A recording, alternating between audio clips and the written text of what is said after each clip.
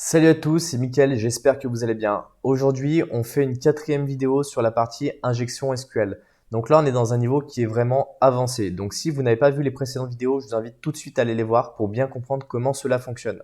Si vous aimez les intrusions web et que vous aimez la cybersécurité de manière générale, je vous invite tout de suite à vous abonner à la chaîne YouTube et à mettre un like en dessous de la vidéo. Aujourd'hui, comme je vous l'explique, on va essayer de contourner des filtres qui peuvent être appliqués lorsqu'on a un pare-feu applicatif devant une application, mais qu'on a quand même une injection SQL de type union, c'est-à-dire qu'on va concaténer deux requêtes. On a une première requête qui va nous donner des résultats et on a une deuxième requête qui va nous donner d'autres résultats. Alors pour rappel, le pare-feu applicatif, c'est un boîtier qui va se mettre devant l'application qui va permettre de sécuriser. Ça va permettre de fonctionner avec des regex, donc des filtres d'expression régulière, qui vont essayer de matcher uniquement certains éléments. Donc là, bien sûr, ce n'est pas un pare-feu applicatif en production, c'est une réplication que j'ai fait sur un site personnel. Bien sûr, on ne teste pas des injections SQL sur un site qui ne nous appartient pas, sinon on rentre dans l'illégalité. Et donc là, l'idée de la vidéo, c'est de vous montrer un petit peu manuellement comment on peut faire pour contourner tous ces paramètres et qu'on puisse sortir les données de façon très structurée. Donc ici, j'ai créé un site, on va se connecter et l'injection SQL, elle va être trouvée à un autre endroit. Donc ici, quand on regarde le détail d'un utilisateur, on a différents éléments. Donc maintenant, comme d'habitude, on va essayer de chercher l'injection SQL. Ici, uniquement un paramètre qui nous permet de la trouver quand même relativement rapidement. C'est fait exprès, mais bien sûr, dans la réalité, vous avez beaucoup plus de paramètres. Donc ici, on va répliquer dans Akbar pour s'assurer que tout fonctionne bien. Et donc, la première chose à faire, c'est d'aller chercher le nombre de colonnes pour pouvoir faire notre injection SQL Union. Donc ici, on va en mettre par exemple 4 et on va aller commenter le reste de la ligne avec un dièse. Donc là, on voit qu'on dépasse. Si on se met à 3, on voit qu'on tombe bien. Donc c'est plutôt assez simple. Pour l'instant, on est sur une injection SQL, on va dire basique. Et ici, ce qu'on va faire, c'est qu'on va faire un union select 1, 2 et 3. On va commenter le reste. Et là, ce qui se passe, c'est qu'en fait, notre attaque, elle est détectée. Donc comment est-ce qu'on va pouvoir contourner ça? Alors, il existe plusieurs moyens. Vous avez la possibilité de séparer différents éléments pour pouvoir les regrouper ensuite. Mais également, ce qu'il faut savoir, c'est que MySQL n'est pas sensible à la casse. Donc, ça veut dire que si, par exemple, ici, au milieu de notre union, on met un O majuscule, et ici, au milieu de notre select, on met un E majuscule, et ben en fait, ça va fonctionner et on va passer à travers les différents filtres.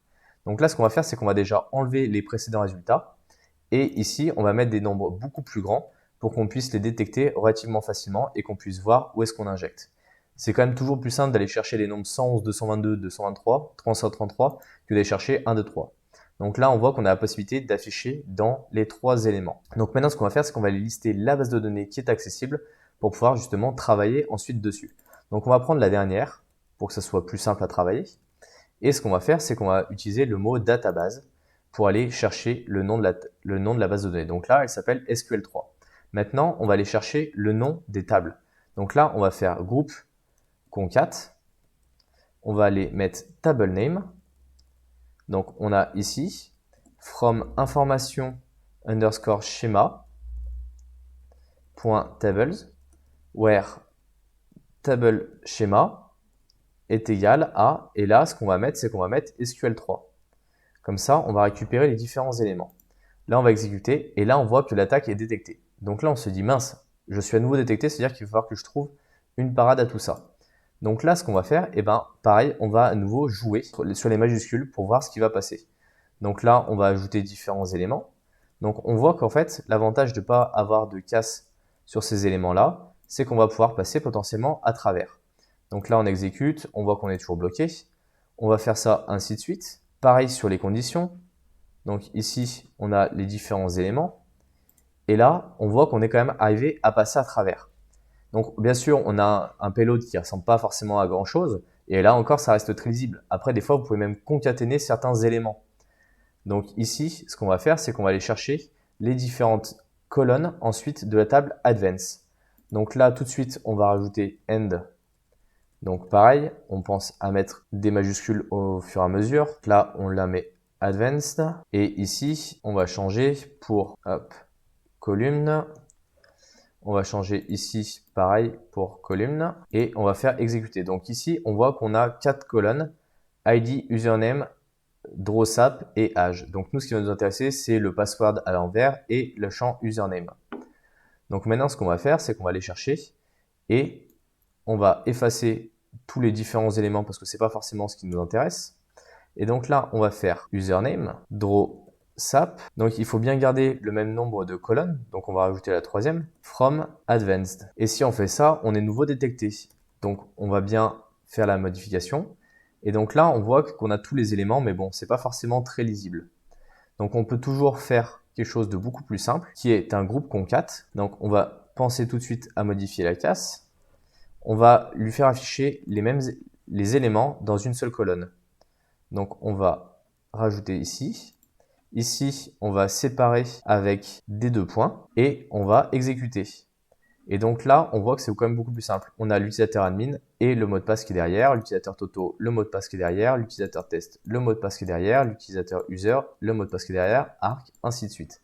Donc on voit quand même qu'on peut arriver à contourner des filtres de manière relativement simple. Il existe également d'autres façons de pouvoir contourner les espaces, on va pouvoir faire des raccords entre différents éléments. Donc il existe différentes techniques pour passer à travers. C'est pour vous expliquer à quel point, en fait, un parfait applicatif ne peut pas tout bloquer. Il ne peut pas comprendre toutes les fonctionnalités et toute la disparité qui peut exister dans une injection qu'on va pouvoir trouver, par exemple comme une injection SQL. Donc on voit que lorsqu'on fait ça à la main, c'est quand même relativement possible de monter en compétence et de pouvoir aller s'améliorer. Quand vous passez par des logiciels automatisés, ils ne sont pas forcément en capacité à contourner les filtres de sécurité. Donc je vous invite vraiment à apprendre à faire ça à la main, à connaître un petit peu toutes les possibilités en fonction des différents moteurs de base de données, parce qu'ils ne vont pas forcément tous interpréter tout de la même manière. Et donc là, on voit tout simplement en mettant des majuscules qu'on peut arriver à passer à travers des filtres.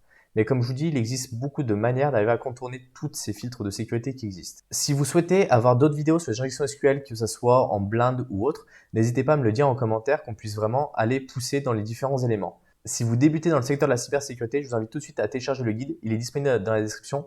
Il est offert. Donc allez le récupérer, il vous aidera à bien débuter. J'espère en tout cas que vous avez aimé cette vidéo. Mettez toujours un pouce bleu quand vous aimez et abonnez-vous surtout à la chaîne YouTube. On se retrouve dans une prochaine vidéo. Salut!